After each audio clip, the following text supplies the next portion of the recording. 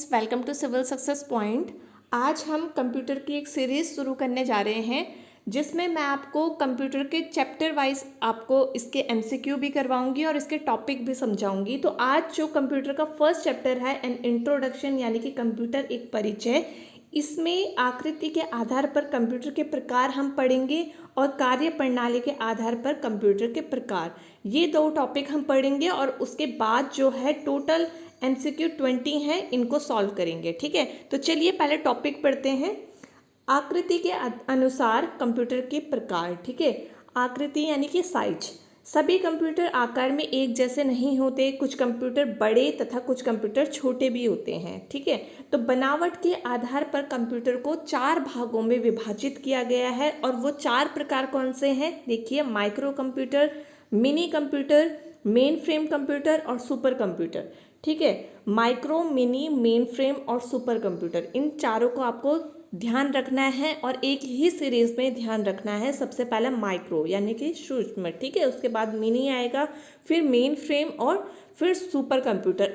अगर आप इसको एक ही सीरीज में याद रखेंगे तो फिर डिफरेंसेस भी जो है अच्छे से समझ में आ पाते हैं, क्योंकि जो डेवलपमेंट होता है किसी भी चीज़ का वो छोटे से ही शुरू होकर के चलता रहता है। ठीक है, तो इसका मतलब क्या है कि जो डेवलपमेंट होता है वो शुरुआत में कम हुआ होगा, जो आपके कंप्यूटर हैं उनमें ज़्यादा जो डेवलपमेंट आपको दिखाई देता होगा। तो इसी तरह से मैं आपको बता रही हूँ कि इसको आपको ऐसे ही ध्यान रखना है और इसी तरह से आपको इनमें डिफरेंस पता चल पाएंगे। ठीक है, तो सबसे पहले देखते हैं माइक्रो कंप्यूटर।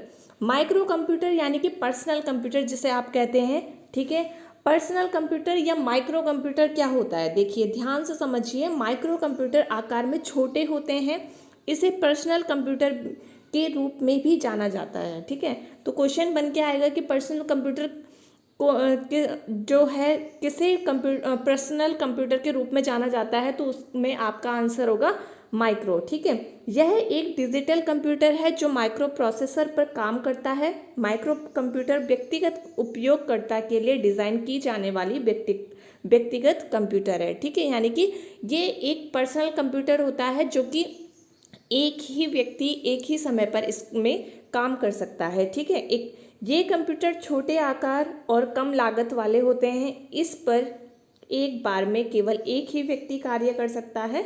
माइक्रो कंप्यूटर 3 प्रकार के होते हैं और वो कौन कौन से होते हैं, डेस्कटॉप कंप्यूटर, लैपटॉप कंप्यूटर और पाम टॉप कंप्यूटर।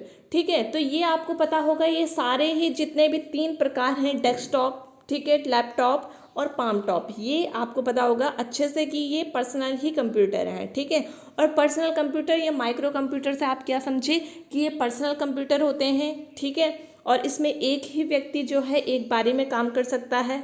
ठीक, तो इस तरह से आपको ये ध्यान रखना है। आगे बढ़ते हैं, मिनी कंप्यूटर। मिनी कंप्यूटर क्या होता है, अब ये माइक्रो की तुलना में थोड़ा ज़्यादा शक्तिशाली होगा। ठीक है, इसको आपको ध्यान रखना है। यह माइक्रो कंप्यूटर से बड़ा और मेन फ्रेम कंप्यूटर से छोटा होता है, इसलिए आपको मैंने कहा था कि इसको सीरीज में याद रखना। अब जो ये मिनी कंप्यूटर है वो जो माइक्रो है, माइक्रो से थोड़ा क्या है, बड़ा है और मेन फ्रेम से क्या है, थोड़ा सा छोटा है। इसका प्रयोग किस किस में होता है, देखिए जो प्रयोग है इसमें आपको ये ज़्यादा ध्यान देना है। जो मिनी कंप्यूटर है वो कहाँ कहाँ यूज़ होगा, ट्रैफिक कंट्रोल में, बैंकों में तथा बड़ी बड़ी कंपनियों में इसका जो है प्रयोग किया जाता है। इस कंप्यूटर पर एक साथ कई व्यक्ति काम कर सकते हैं। इसकी संग्रहण क्षमता भी अधिक होती है। ठीक है, तो ये हो गया मिनी कंप्यूटर।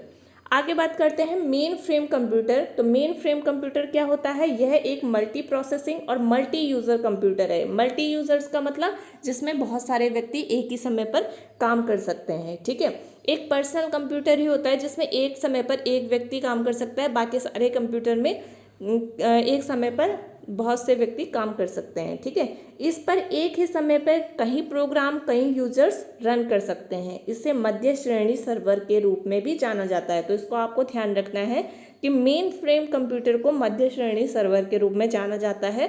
और ये कहाँ प्रयोग किया जाता है, यह व्यापार, प्राइवेट सेक्टर, वित्तीय डाटा और अनुप्रयोगों के लिए उपयोग किया जाता है। इस कंप्यूटर की संग्रहण क्षमता और गति जो है मिनी कंप्यूटर से भी अधिक होती है। ठीक है, उसके बाद लास्ट बात करते हैं सुपर कंप्यूटर के। देखिए सुपर कंप्यूटर क्या होता है और किस में इनका प्रयोग किया जाता है। तो यह कंप्यूटर अन्य सभी कंप्यूटर की अपेक्षा अधिक गति और क्षमता वाले होते हैं। ठीक है, इनका इस्तेमाल मौसम जानकारी, उपग्रह या अंतरिक्ष विभाग तथा वैज्ञानिक अनुसंधान में होता है।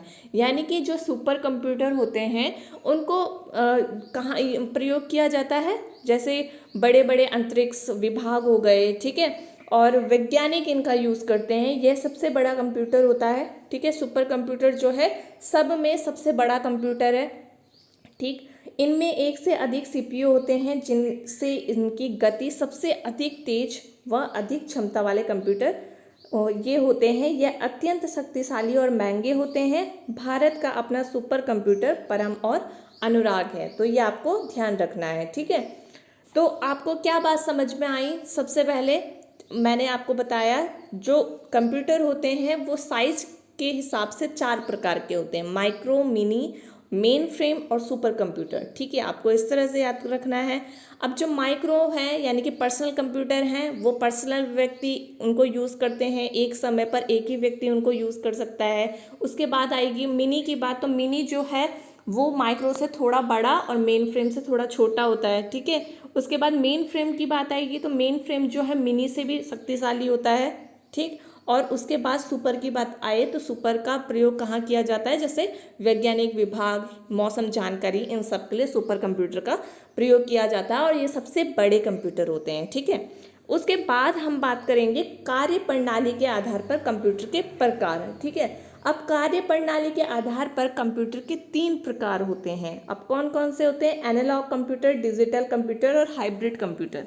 ठीक है, तो एनालॉग को हिंदी में कहते हैं अनुरूप कंप्यूटर, डिजिटल को कहते हैं अंकीय कंप्यूटर और हाइब्रिड को कहते हैं संकर कंप्यूटर। ठीक है, अब इनको थोड़ा डिटेल से पढ़ते हैं कि क्या अनुरूप कंप्यूटर होता है, क्या अंकीय कंप्यूटर होता है और क्या संकर कंप्यूटर होता है। ठीक है, अनुरूप कंप्यूटर यानी कि एनालॉग कंप्यूटर। ठीक है, अनुरूप कंप्यूटर वे कंप्यूटर होते हैं जो परिणाम को एनालॉग सिग्नलों में व्यक्त करता है, अर्थात अनुरूप कंप्यूटर का इस्तेमाल भौतिक राशियों जैसे दाब, तापमान, लंबाई आदि को मापने में किया जाता है। ठीक है, तो आपको सिर्फ ये ध्यान रखना है कि जो टेम्परेचर, प्रेशर यानी कि ताप, दाब जैसे भी ये भौतिक इकाई हैं, ठीक है, यानी कि फिजिकल क्वांटिटी जो ये सब हैं, इनको मापने में यानी कि इनको मेज़र करने में किसका यूज़ किया जाता है? एनालॉग कंप्यूटर का यूज़ किया जाता है। ठीक है, यही जो है एग्ज़ाम पॉइंट ऑफ व्यू से इम्पॉर्टेंट है।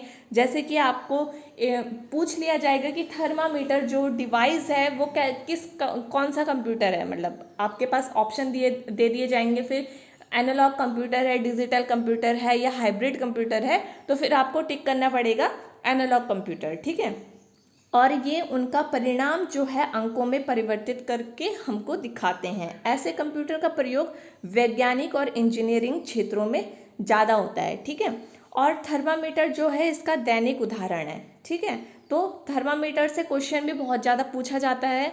ठीक है, और थर्मामीटर ये क्वेश्चन आया भी हुआ है। ठीक है, तो चलिए अब आगे बढ़ते हैं। अंकीय कंप्यूटर यानी कि डिजिटल कंप्यूटर। डिजिटल कंप्यूटर क्या होते हैं?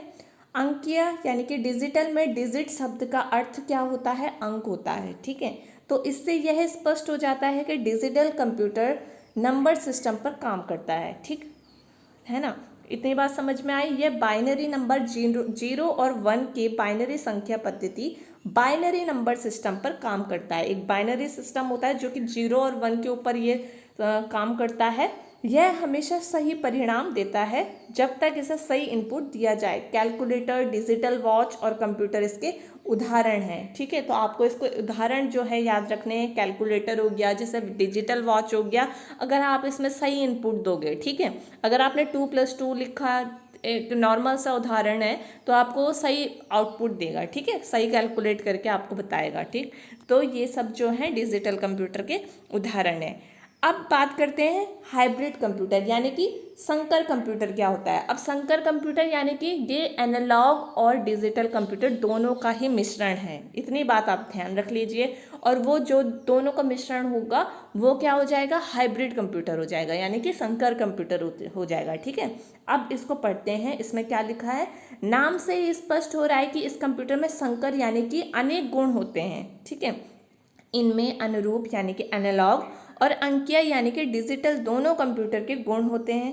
यह परिणाम को एनालॉग और डिजिटल दोनों रूप में व्यक्त करता है। अब कैसे, एक एग्जाम्पल है फ्यूल स्टेशन, यानी कि आप फ्यूल स्टेशन पे गए होंगे, यानी कि जहाँ पर तेल डलवाते हैं गाड़ी में, है ना।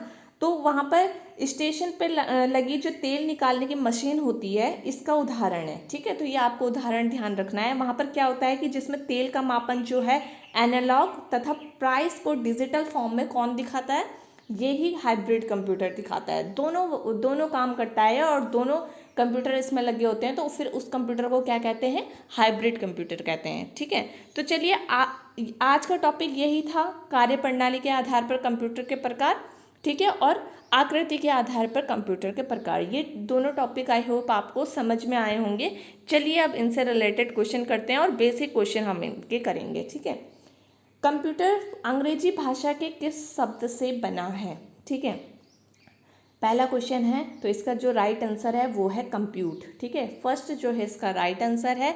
और कंप्यूट का मतलब क्या होता है, गणना यानी कि कैलकुलेशन करना। तो एक क्वेश्चन ये भी बनकर आता है कि कंप्यूट का अर्थ क्या होता है, वहाँ पर लिखा होता है जोड़, घटाना, गुणा या गणना। तो उसका उत्तर आप टिक करेंगे, बिल्कुल अप्रोप्रिएट, गणना, ठीक है। नेक्स्ट क्वेश्चन देखते हैं, पहला कंप्यूटर बनाया गया था, किसने बनाया था, चार्ल्स बेबेज ने बनाया था, ठीक है। और कब बनाया था, 1837 में बनाया था। शुरू में जब ये कंप्यूटर बना था तो इसको एनालिटिक इंजन नाम दिया गया था, बाद में इसका नाम जो है कंप्यूटर पड़ा, ठीक है। क्वेश्चन नंबर 3 देखते हैं, चार्ल्स बेबेज ने निम्नलिखित में से कौन सी मशीन बनाई थी, ठीक है। आपके पास ऑप्शन देख लीजिए अच्छे से, वैश्लेषिक इंजन, अंकगणितीय इंजन, सारणीय यंत्र या छिद्रित कार्ड, ठीक है।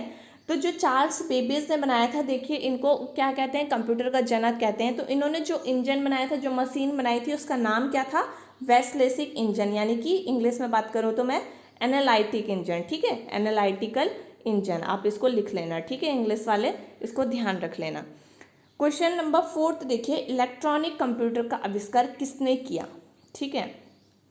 आपके पास 4 ऑप्शन हैं, तो इसका जो सही आंसर है वो है डॉक्टर एलन एम ट्यूरिंग, ठीक है। तो इन्होंने जो है इलेक्ट्रॉनिक कंप्यूटर का आविष्कार किया था, और जो पहला इलेक्ट्रॉनिक कंप्यूटर था उसका नाम था कोलोसस, ठीक है। और ये कंप्यूटर जो बना था वो सेकेंड वर्ल्ड वॉर के दौरान बनाया गया था इस कंप्यूटर को, ठीक है। तो इसका जो राइट आंसर है वो है डॉक्टर एलन एम ट्यूरिंग, ठीक है। क्वेश्चन नंबर 5 देखते हैं, पास्कल एडिंग मशीन बनाने वाले ब्लेज पास्कल, ठीक है, नाम देखिए, ब्लेज पास्कल किस देश के निवासी थे, आपको देश बताना है, किस देश से ये बिलोंग करते थे। तो ये करते थे फ्रांस से बिलोंग, ठीक है, फ्रांसीसी ये थे। तो 4 जो है इसका राइट आंसर है, ठीक है। और जो पिछला क्वेश्चन बताया था मैंने, डॉक्टर एलन एम ट्यूरिंग, वो ब्रिटेन के थे, ठीक है। क्वेश्चन नंबर 6 देखिए, विश्व कंप्यूटर साक्षरता दिवस कब मनाया जाता है, ठीक है। तो विश्व कंप्यूटर साक्षरता दिवस मनाया जाता है 2 दिसंबर को, ठीक है। ये नॉर्मल क्वेश्चन होते हैं जो बहुत बार रिपीट होते हैं एग्जाम में, तो आपको ध्यान रखना है, ठीक है। फर्स्ट जो है इसका राइट आंसर है।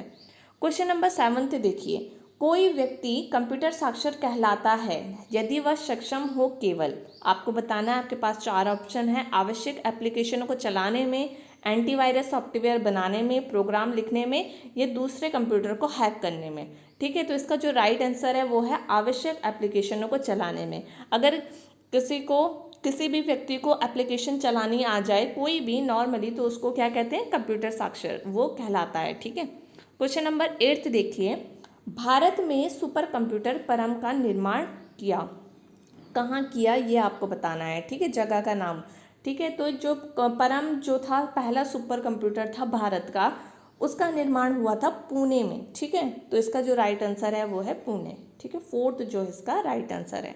क्वेश्चन नंबर 9 देखिए, निम्नलिखित में से वर्ष 1976 में विकसित सर्वप्रथम सुपर कंप्यूटर कौन सा है। अब देखिए जो मैंने परम बताया वो भारत का पहला सुपर कंप्यूटर है, ये ध्यान रखना। अब आपको यहाँ पर बताना है विश्व का पहला, जो कि 1976 में बना था सुपर कंप्यूटर, उसका नाम बताना है। तो ये था क्रेवन, और ये कहाँ का था, यूएसए का, ठीक है। तो सेकंड जो है इसका राइट आंसर है, ठीक। क्वेश्चन नंबर 10 देखिए, भारतीय सुपर कंप्यूटर का जनक कौन कहलाता है? आपके पास 4 ऑप्शन है, रघुनाथ माशेलकर, विजय भटकर, जयंत निर्मलकर और नंदन नीलेकर्णी। तो इसका जो राइट आंसर है वो है विजय भटकर। ठीक है, सेकंड जो है इसका राइट आंसर है। क्वेश्चन नंबर 11 देखिए, भारत में निर्मित प्रथम सुपर कंप्यूटर को क्या नाम दिया? ठीक है, तो इसका जो राइट आंसर है वो अभी तक तो आपको पता ही चल गया होगा, तो इसका राइट आंसर है परम। ठीक है, सेकंड जो है इसका राइट आंसर है। क्वेश्चन नंबर 12 देखिए, भारत का पहला कंप्यूटर कहाँ स्थापित किया गया था? बहुत अच्छा क्वेश्चन है, पूछा भी गया है, उत्तराखंड के एग्ज़ाम में पूछा गया था एक बार। तो आपको बताना है भारत का पहला कंप्यूटर कहाँ स्थापित किया गया था। तो इसका जो राइट आंसर है वो है भारतीय सांख्यिकी संस्थान कोलकाता में। ठीक है, फोर्थ जो है इसका राइट आंसर है। ठीक है, क्वेश्चन नंबर 13 देखिए, निम्नलिखित प्रकार के कंप्यूटरों में से सर्वाधिक शक्तिशाली कौन सा है? मिनी, मेन फ्रेम, सुपर या माइक्रो? अभी देखिए आपको मैंने अच्छे से समझाया, तो सबसे शक्तिशाली कौन सा हो जाएगा? Super computer. ठीक है, थर्ड जो है इसका राइट आंसर है। ठीक है, क्वेश्चन नंबर 14 देखिए, किसी संकर यानी कि हाइब्रिड कंप्यूटर में निम्न में किन विशेषताओं का समन्वय होता है? ठीक है, इसको भी मैंने आपको डिटेल बताया। हाइब्रिड कंप्यूटर कौन से दो कंप्यूटर को मिलकर बनाया जाता है? एनालॉग और डिजिटल। हिंदी में बात करें तो अनुरूप तथा अंकीय कंप्यूटर। ठीक है, तो थर्ड जो है इसका राइट आंसर है। ठीक है, क्वेश्चन नंबर 15 देखिए, निम्न में से कौन एक समय में कई उपयोगकर्ताओं को सपोर्ट कर सकता है? ठीक है, आपके पास ऑप्शन है माइक्रो। ठीक है, माइक्रो का मतलब आपको पता है पर्सनल। ठीक है, व्यक्तिगत कंप्यूटर का मतलब भी वही है। पाम टॉप किसका एग्जाम्पल है?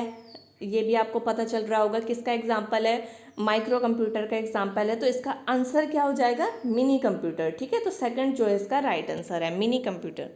क्वेश्चन नंबर 16 देखिए, एक डिजिटल घड़ी में किस प्रकार का कंप्यूटर हो सकता है? Main frame, super computer, notebook computer या एम्बेडेड कंप्यूटर? तो इसका जो राइट आंसर है वो है एम्बेडेड कंप्यूटर। ठीक है, फोर्थ जो है इसका राइट आंसर है।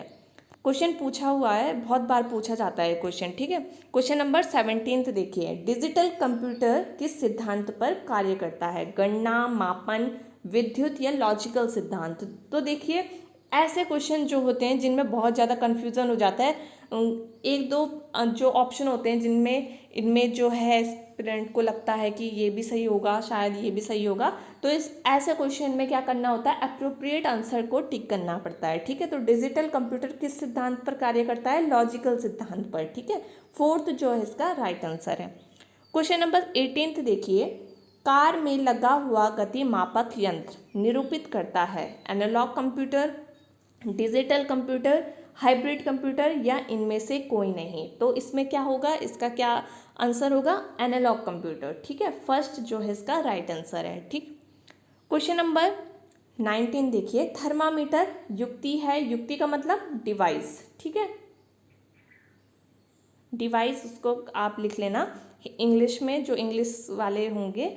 ठीक है, तो थर्मामीटर कौन सा डिवाइस है? डिजिटल है, हाइब्रिड है या एनालॉग है? तो मैंने अभी आपको बताया था कि ये जो थर्मामीटर है किसका एग्जाम्पल है? एनालॉग कंप्यूटर का। ठीक है, तो एनालॉग जो है इसका राइट आंसर है। ठीक है, थर्ड जो है इसका राइट आंसर है। क्वेश्चन नंबर 20 और आज का लास्ट क्वेश्चन, लैपटॉप किस प्रकार का कंप्यूटर है? Super computer, main frame computer, micro computer या मिनी कंप्यूटर? ठीक है, तो लैपटॉप जो है माइक्रो कंप्यूटर और पर्सनल कंप्यूटर। ठीक है, पर्सनल कंप्यूटर, व्यक्तिगत कंप्यूटर, ये अगर ऑप्शन दे दिया जाए तो फिर तो आंसर जो है बहुत इजी हो जाएगा, सभी कर लेंगे। तो ऑप्शन जो है इसी तरह से दिया जाता है, माइक्रो, मिनी, मेन फ्रेम और सुपर कंप्यूटर। तो आपका आंसर होना चाहिए फिर माइक्रो कंप्यूटर। ठीक है, तो थर्ड जो है इसका राइट आंसर है। ठीक है, तो आज का टॉपिक यहीं ख़त्म करते हैं। अब नेक्स्ट टॉपिक में मिलेंगे। नेक्स्ट टॉपिक भी जो होगा वो फर्स्ट चैप्टर जो कंप्यूटर एंड इंट्रोडक्शन है, इसी से ही संबंधित होगा। इसमें कुछ आगे का टॉपिक हम करेंगे। ठीक है, तो अब नेक्स्ट वीडियो में मिलते हैं, तब तक अपना ध्यान रखिए। Bye bye, take care.